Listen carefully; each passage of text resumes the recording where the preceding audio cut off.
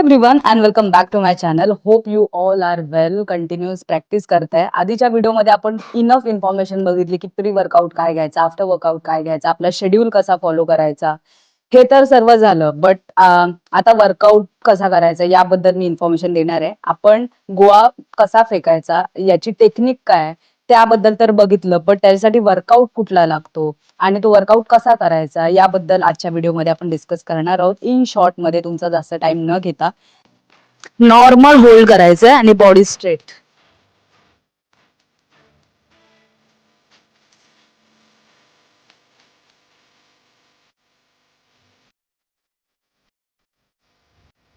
Second, आता first ह्याला आपण बॉडी एकदम स्ट्रेट ठेवलेली, सेकंड ह्याला बॉडी अप करायची आहे. पूर्ण जो तळवा आपला ना पूर्ण फ्लॅट ठेवायचा आहे. Then hold.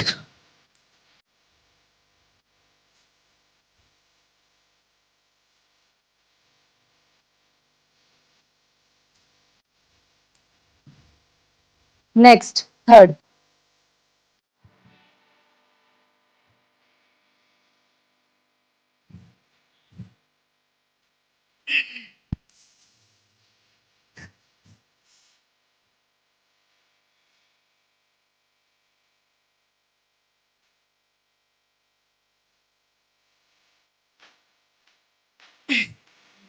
Next, change.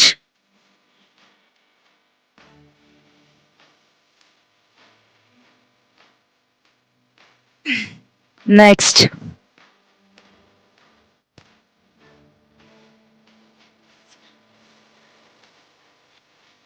हे जे काही इंडिव्हिज्युअल हँडचे दाखवते, प्रत्येक हाताचे आपल्याला इक्वली होल्ड करायचे. नाही तर जोशमध्ये एका हाताचं जास्त काउंटिंग घ्याल आणि दुसऱ्या हाताचं थकून मग कसं कराल, असं करू नका. एका हाताचं 20 करताय तर दुसऱ्या हाताचं पण 20च झालं पाहिजे. ओके. आणि आता व्हिडिओ मग मी प्रत्येक एक्सरसाइज तुम्हाला 10 सेकंद वगैरे असं होल्ड करून दाखवते. पण तुम्ही जेव्हा स्वतः कराल तेव्हा प्रत्येक प्रत्येक एक्सरसाइज तुम्हाला 50, 60, 70 असे सेकंद काउंटिंग करून वाढवायचे. ओके. नेक्स्ट, आता काय करायचं, आपल्या हातात त्याची मुठ्ठी करायची आणि हे होल्ड करायचे.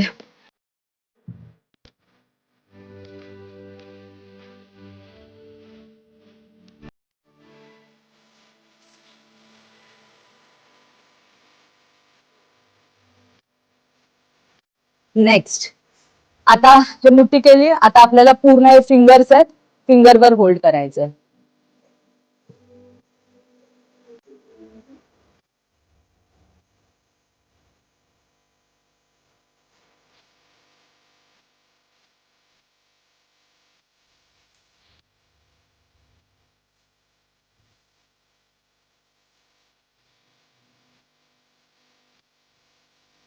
नेक्स्ट, जेवढा आपण फिंगरवर होल्ड करू ना, आपण आपण जेव्हा गोळा टाकतो ना, गोळा टाकताना आपल्याला जो ग्रिप हवा असतो ना गोळ्याला, त्याला हे खूप हेल्पफुल ठरतं. नेक्स्ट, नेक्स्ट आहे प्लँक.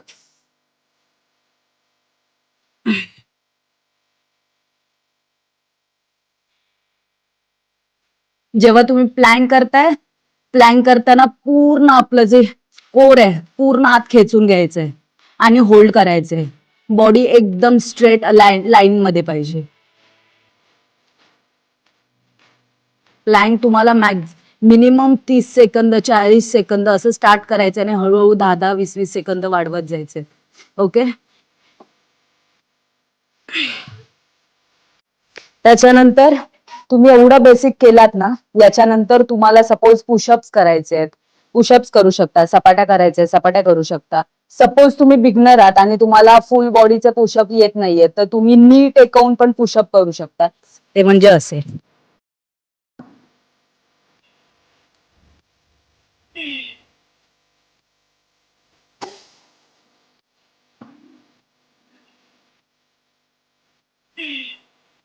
नेक्स्ट, जसं तुम्ही याची प्रॅक्टिस कराल हाफ पुशअपची, त्याच्यानंतर आपोआप तुमच्या हातात ताकद येईल आणि तुम्हाला फुल पुशअप्स करायचे आहेत.